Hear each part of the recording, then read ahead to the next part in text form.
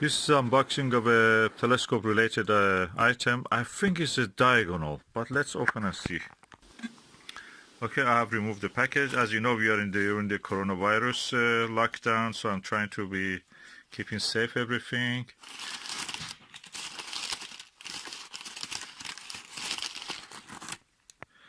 Okay, this is the eyepiece. No, it says diagonal. Oh, hallelujah. It's quite massive. Let me just put this away. That's the container of it. Nothing in this. Oh, there is something like a screw. Yeah, two screws there. I'll put this apart away. That's an Altair. I can see from here.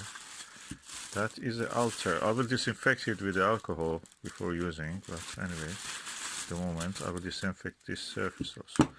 It's quite chunky. Okay, this is an Altair Prism diagonal. It's made of prism. It has a glass inside it. Instead of a mirror, which should be here, the whole thing is a prism. It's crystal. And that means you will have the best reflectivity from the beam of the light from the object to the eyepiece. And what that means for you, this will be perfect for seeing planetary details on objects like Mars, like Moon, like Jupiter, festoons, and all the cloud belts will be visible. Also the details on the disk of the Saturn and the rings of the Saturn. So really good item for this kind of observations. It comes with two adapters, one 1¼ inch adapter, the other one is a 2-inch adapter. So when you attach those screws, that will make it usable for that. I'm going to attach them now. Okay, I've now removed the cap. I've attached the screws. This is like a bother version of this. So probably you can turn it. No, it's not like bother. Click lock is not click lock. So you have to loosen up the screws, pull up the adapter. It's a compression ring style. You pull up this adapter. This is the 2-inch to 1½ inch. You can see the prism here. No reflective surface, no aluminium that you lose the power. And this is the 2-inch version of it. And when you open this, it will be reflective. It works with the total reflection angle. So you are seeing the whatever is beyond. Really clear.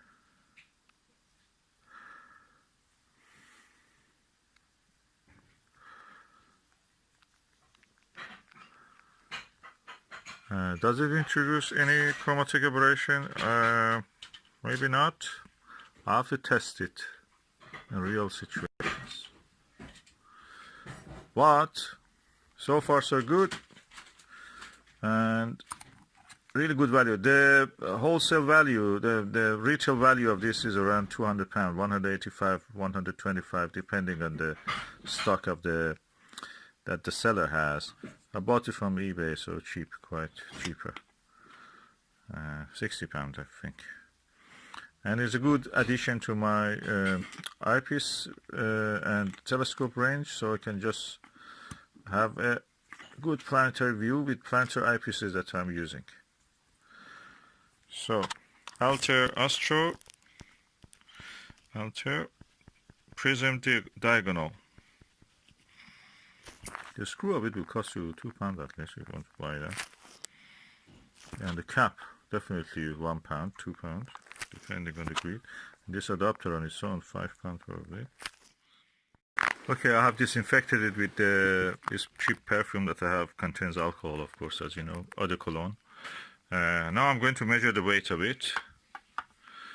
645. If you have a balancing issue with your telescope, probably it's not for you, but if you don't have, that's good.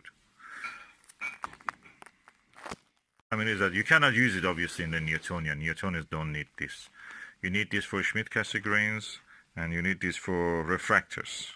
So that's what it will be used for. 647 grams. Altair diagonal prism for perfect for planetary details viewing, and on the moon, of course. Loaded on the Skywatcher Evo Star 72, as you can see here. It has a fine focusing focuser. And I'm going now to put an eyepiece into this and just look. I've used the 1¼ inch eyepiece holder first. Okay, I'm using the Celestron 30mm Ultima series fully multi-coated eyepiece. It's a basic eyepiece, very old, but it has a good image, a general big image. Let's look through the eyepiece. I must say this is the brightest image I've seen through any diagonal or eyepiece. It's like using orthoscopic eyepiece compared to a Plusol or any other eyepiece. Orthoscopic, if you know, they are the best eyepieces for clarity and sharpness and the brightness of the image. Okay, I'm trying to focus the camera on this bud of the tree, leaf bud. And of course outside is very cloudy, there is not much brightness. The image quality, I was shocked when I looked through this diagonal and eyepiece. It's such a bright image, so much detail visible. So good for this, and I must say I'm impressed. Diagonal Prism is definitely the best choice for clarity and brightness of the image. I will test it on the first occasion on the stars also. Oh, I found that this Altair diagonal prism is also like butter. It's click lock. You turn it over like this, it's loose. You tighten it up like that, it doesn't come up. So perfect. Oh, I bought it really cheap. That click lock diagonal, mirror diagonal of the butter was costing me £175. And I bought this £60 with everything. This is the Skywatcher Sky Max 150, is a max set of Cassegrain telescope.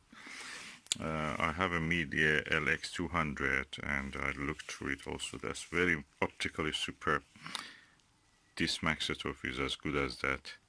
On this occasion, looking at the Orion Nebula, it is as good or a bit better than the LX200 8-inch. This is 6-inch, of course. With this eyepiece, I can completely see the details in the Orion Nebula trapezium. The details in the trapezium and the Orion Nebula, the wispiness in the nebula itself. It is really good quality. I can compare it with the best optics. I've not used this for a while, so I forgot how it looks. And I was really shocked and impressed looking through this telescope. Fascinating, beautiful optics.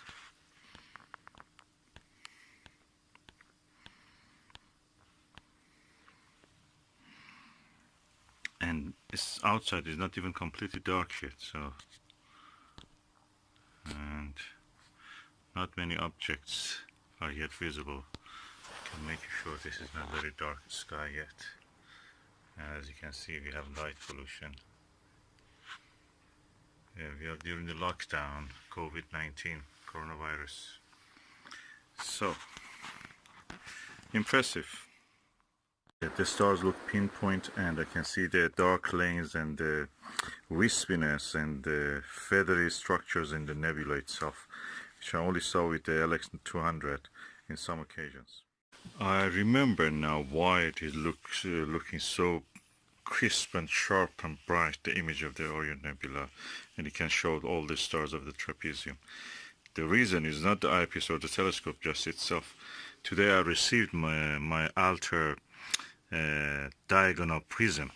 It gives crisp, sharp views of the anything that you are looking details, usually best with the planetary telescopes like Maxitos or refractors. So, and first the Schmidt-Cassegrain. This is superb. I tried it in the daylight, and I'm telling you now, it's night. nighttime. That's the reason. I don't remember seeing this so crisp. This is because of his Altair diagonal prism.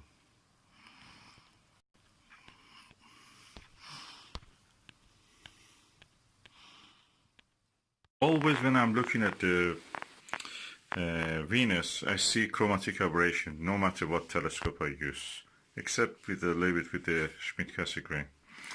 This is a Maxetov, and I'm using a very wide-angle eyepiece, 38mm point of view, 70 degrees. So I should not expect much from this. You're wrong. I can see clearly the phase of the quarter Venus. It has passed the quarter phase. It's now gradually getting toward the crescent, the thinner crescent. So it is now in the middle of the constellation of Taurus, at the eastern part of it, in the middle of the Pleiades star cluster. Superb view. Is bright. Camera cannot show it, unfortunately. I tried it, it cannot center really.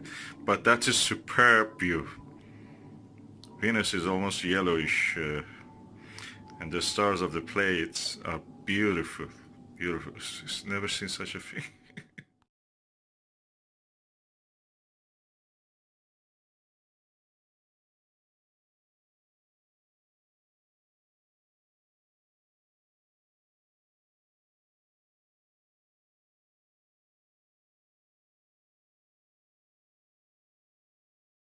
I think partly this is because of the Altair star diagonal prism. This is prism, it's not a mirror. Superb quality, image quality is superb. It's £200 usually, but you can buy it sometimes at a little bit lower. I got it from eBay for £60. Really good quality. What I see with this with its Altair diagonal prism and this Maxetov Skywatcher Maxetov 156-inch telescope and this 17mm fully multi-coated eyepiece Skywatcher again, is the image of the Venus reminds me of the images that the Pioneer Venus and Magellan spacecraft sent from the orbit of the or when they were bypassing the planet Venus. That's superb quality. You see the intensity near the edge, and near the terminator you see some darkening, and that's the cloud tops, and oh, it's amazing. The permanent storms in the cloud tops. Atmosphere of the Venus. So I've now changed it to a 6-inch refractor, 1200 millimeter focal length. It's a Skywatcher, and I can turn the eyepiece. Of course, you can see it's a long one, so I can just sit here and observe anything that I want. I'm using the bathroom for the window. The bathroom. We cannot go out. It's a COVID-19 disease caused by the coronavirus. We're under lockdown, but that is nice. We can just use this to look at the stars, and that's planet Venus among the stars of the Pleiades, a star cluster in the constellation Taurus.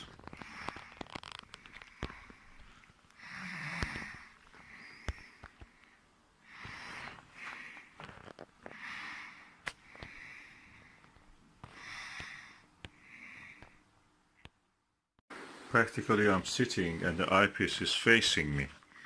And the telescope on this Dobsonian mount from the Skywatcher Flex Tube 130 is really balanced.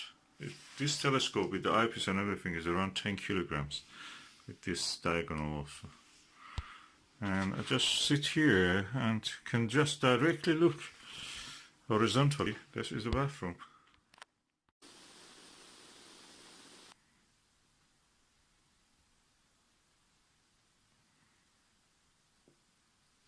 Contrast and the beauty of this refractor. I've not seen anything. It looks like the old paintings of the moon landscape, 19th century ones, engravings.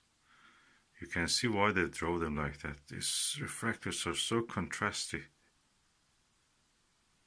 The image quality is superb.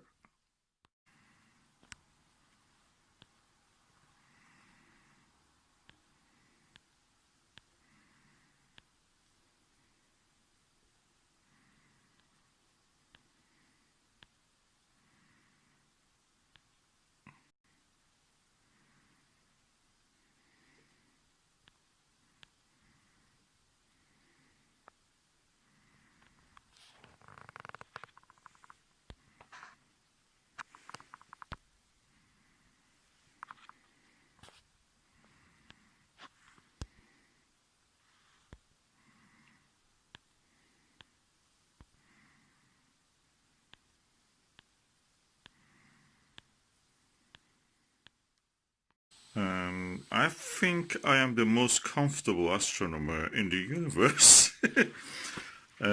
My eyepiece is just in front of my eye. I don't need even to put a stress on my neck. I've turned the eyepiece and the diagonal this way, so I can actually, instead of upward, which usually is this way, I've turned it this way. So I'm sitting on this chair in the bathroom. The moon is setting in that direction, as you can see. It's quite low. It didn't matter if it was high because I can just change the position of this. This is a 6-inch refractor. It's a giant. And because it's a giant, practically the tube can direct, usually in the sitting position for me. I'm sitting here on a comfortable chair, putting my feet up the bathtub and observing. Let me show you, probably I can show you what I'm seeing.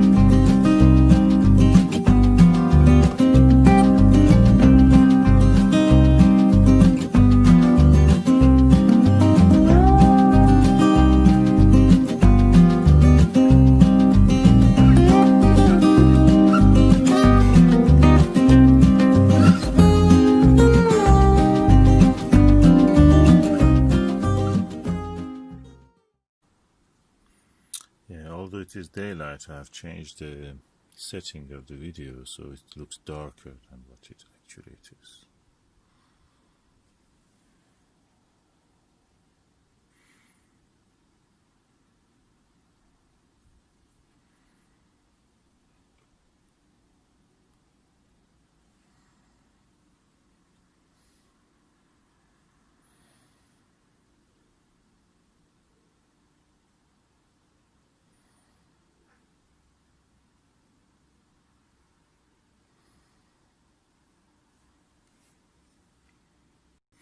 But I'm making this video using a Meet LX200 Classic. It has a superior optic to anything that I have seen. And it has the slow motion controls unlike the LX9T. That makes it possible to actually move the images. As you can see, I'm moving the micro movements of the telescope as possible. This.